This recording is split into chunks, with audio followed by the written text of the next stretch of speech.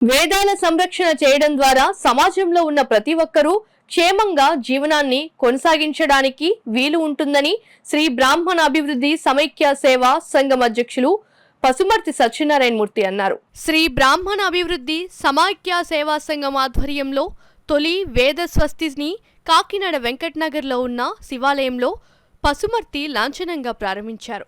ఈ సందర్భంగా బ్రాహ్మణ సమాజానికి ఎంతో సేవలందిస్తున్న ఎస్బీఐ సీనియర్ విశ్రాంతి అధికారి చీమలకొండ కృష్ణమూర్తిని ఘనంగా సత్కరించారు. అనంతరం శ్రీ బ్రాహ్మణ అభివృద్ధి సమైక్య సేవా సంఘం అధ్యక్షులు పసుమర్తి సత్యనారాయణమూర్తి, సన్మాన గ్రహీత చీమలకొండ కృష్ణమూర్తి మాట్లాడారు.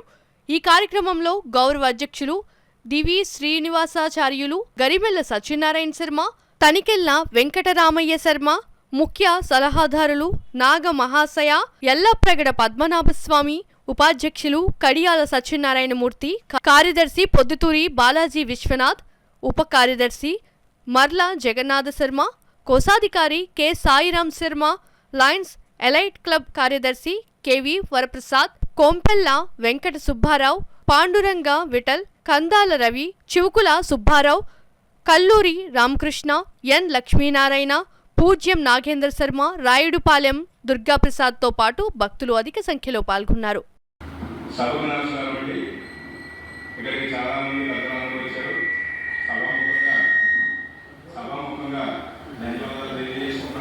మొట్టమొదటిసారిగా మన పరిసరం మన గ్రామ అభివృద్ధి సమైక్య సేవా సంఘం తరఫున ప్రతి నెల కూడా అమావాస్య రోజు కానీ పౌర్ణమి రోజు కానీ మన గ్రామాలందరికీ ఖాళీ ఉన్న రోజునే సాయంత్రం పెట్టడం జరుగుతుంది.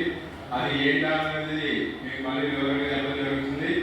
ప్రతి ఈసారి 100 మంది 150 మందితో పెద్ద స్టేజ్ మీద పెట్టి ప్లాన్ చేద్దాం ఉద్దేశంలో ఉన్నాం.